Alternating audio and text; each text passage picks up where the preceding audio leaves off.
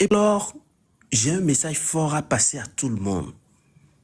Le président Yahi, si on divise son parcours, son chemin de vie, ce qu'il a vécu jusqu'à la date d'aujourd'hui, en 3, il n'y a aucun, parmi toutes les générations de ceux-là qui le critiquent et qui l'insultent à tout bout de champ, au nom de la mouvance, qui peuvent sortir ne serait-ce qu'une seule personne comme ça dans leur famille.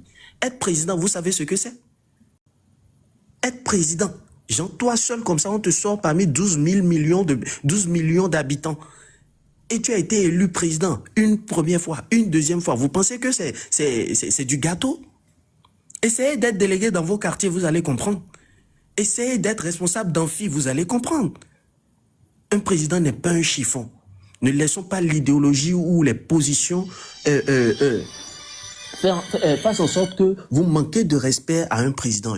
Et je m'en arrête là. Merci beaucoup. Pour me pépé, Somme, tu es là? Oui. Vas-y rapidement. Ok. Bon, en tout cas, je salue tous ceux qui sont sur le panel.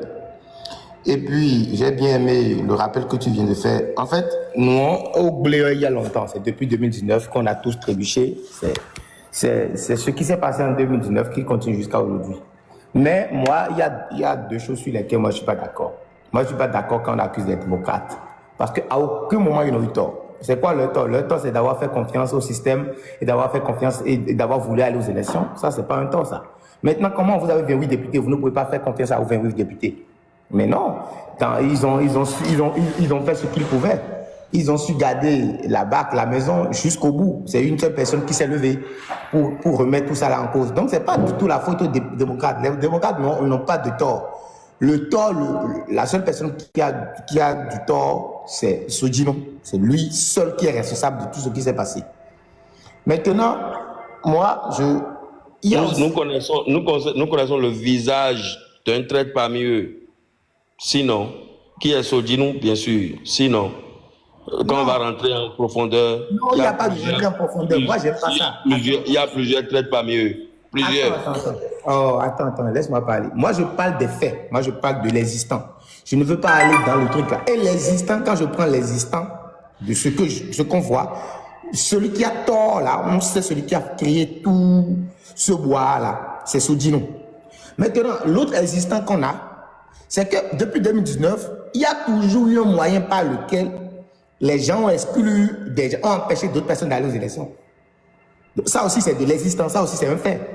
Il y a toujours eu quelque chose pour qu'on dise que, pour qu'on empêche d'autres personnes d'aller aux élections. En 2019, ça a été le cas. En 2020, en 2021, ça a été le cas. Donc, c'est la même chose. Même en 2023, ça a été le cas. On a dû sortir des gens de la liste parce que les démocrates voulaient forcément aller aux élections. Ils ont été obligés de se soumettre à ce que les gens faisaient en enlevant d'autres personnes de la liste et en envoyant d'autres personnes. Donc, il y a toujours eu quelque chose pour empêcher certaines personnes d'aller. Cette fois-ci-là, Somme m'a posé question. Il y a toujours eu quelque chose. OK. On a tous dénoncé ça. Les mesures d'exclusion. On a dénoncé le certificat de conformité. On a dénoncé le parrainage de 2021. Parce que le parrainage de 2021 était un élément d'exclusion. Mais parlons de 2023. Ouais. OK, on a enlevé certains jeunes. Oui. Mais parlons de 2026, 2025 maintenant. Quel est l'élément d'exclusion? OK, je vais te répondre. De toute façon, tu vois le débat là, on peut tourner le débat dans tous les sens. Réponds à ma question, quel est l'élément d'exclusion? Laisse-moi répondre. Tu as posé une question, tu me laisses répondre aisément. Je reprends, je dis, on peut tourner le truc dans tous les sens. Même en 2023, il y a des gens qui m'ont dit que c'est parce que d'autres personnes n'ont pas payé et n'ont pas eu certificat quitus fiscal qu'on les a enlevés de la liste. Il y a des gens qui m'ont dit ça. J'ai posé la Donc, ce que j'entends dire simplement... 2026. Attends. Réponds à ma question. Quand j'ai commencé par parler, en fait, quand j'ai commencé, il faut me laisser parler. quand j'ai commencé par parler, j'ai dit, il y a un existant. L'existant, c'est quoi? C'est qu'on a toujours trouvé un moyen pour exclure les gens. Cette fois-ci, on peut dire, OK, c'est pas le pouvoir en place. Moi, jusque-là, moi j'accuse le pouvoir. Hein. Parce que le pouvoir toujours trouvé un moyen pour exclure. Mais quel est le moyen qu'on a trouvé maintenant pour exclure l'opposition? C'est la question, c'est la question. Attends, je vais en arriver. Je peux dire que le moyen qu'on a trouvé, c'est avoir convaincu quelqu'un comme Sosodine pour nous exclure et pour nous trahir. Est-ce que c'est illégal? Mais attends, je ne parle pas de... Non. Non. En fait, c'est illégal de conformité. Non, c'est pas illégal. Attends. Non, c'est pas illégal. Non, moi, je ne suis pas en train de faire le débat de la légalité parce que si on veut faire le débat de la légalité... Attends, si on veut faire le débat de la légalité, j'ai beaucoup de... Attends, pourquoi tu ne me laisses pas parler? Non, t'es ouais. Non, j'aime pas ça. Tu ne peux pas t'échapper en l'air, quoi. Mais je ne suis pas... Mais attends, tu m'as posé une question, tu me laisses répondre. Calme-toi. Non, calme-toi. Tu vas te calmer. Ok, pose ta question. Certificat de conformité, c'est un élément d'exclusion. Oui. C'est grave même. On a utilisé la Cour constitutionnelle pour inventer une pièce d'exclusion. Parrainage de 2021, c'est un élément d'exclusion parce que l'opposition n'avait pas de député ni de maire. Donc, on ne pouvait pas instaurer l'élément, le parrainage. On ne peut pas instaurer le parrainage puisque l'opposition n'a pas de parrain. 2. 3. 3, là, c'est suspicion. OK? Mais on sait. On n'a pas voulu que certains jeunes aillent à l'Assemblée nationale. On les a rayés de la liste. OK? Mais cette fois-ci, là, dis-moi, quel est l'élément que le dictateur a utilisé pour exclure l'opposition? Je veux t'écouter. Voilà.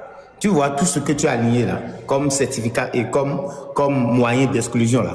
Mais si des gens contestaient que ce n'était pas un moyen d'exclusion, oui ou non? Comme tu es en train de contester aujourd'hui que ce que le dictateur a fait n'est pas illégal, que ce qu'il a fait est légal. Le certificat de conformité là, c'était légal, oui ou non? C'était légal. Donc ce que je suis en train de dire qui est simple, tout ce qu'on va faire pour vous exclure, on peut faire pour vous exclure. Le certificat de conformité n'est pas légal. Ce n'est pas légal.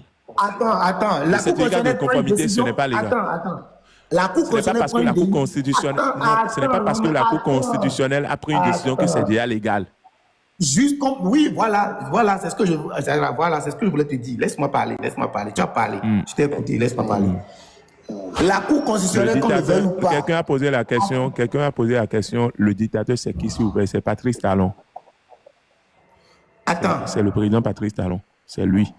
Tu as compris? Voilà, merci. Allons-y. Attends, ce que je suis en train de dire qui est simple, on peut tourner le débat dans tous les sens. Je peux dire, oui, c'est Sodinou, ok, il n'y a pas... Je peux le dire, mais moi je dis, au vu de ce que j'ai vu jusqu'à aujourd'hui, il y a toujours eu un moyen pour nous exclure, il y a toujours eu un moyen pour empêcher les gens d'aller aux élections. Et cette fois-ci, c'est quel moyen? Voilà, cette fois-ci, on a voulu nous exclure. Et cette fois-ci, on a instrumentalisé l'un de nos députés. C'est ce que je dis. Je l'affirme. Maintenant. Qui a instrumentalisé l'un de vos députés? Mais le pouvoir, c'est ce que je dis. Je n'ai pas appelé un nom, j'ai dit le pouvoir. Comment, en faisant quoi? Mais depuis là, est-ce qu'on a vu le député maintenant? En lui demandant d'aller voir un huissier de justice, et puis automatiquement la justice qui est aux ordres. Comment on lui a dit d'appeler un huissier? Comment? À quel moment on l'a appelé au téléphone? On est allé le voir. Je parle de ce que j'ai vu. Ce que j'ai vu, c'est que notre député... tu n'as rien vu. Mais si tu as vu, partage avec nous. Qui l'a appelé? Comment on l'a appelé? Attends, je parle de ce qui s'est passé. Ce qui s'est passé, c'est que notre député a saisi une huissier de justice et est allé porter plainte à la justice. La justice a été d'une célérité incroyable. Le même jour, la même nuit, la justice a rendu une décision. La Sénat a exécuté la décision et on s'est retrouvé sur le carreau. C'est ce que j'ai dit. Maintenant, la justice qui est rentrée dans le jeu, qui a été très actif dans le truc, me pose des questions. Ça me laisse perplexe. La justice aurait pu se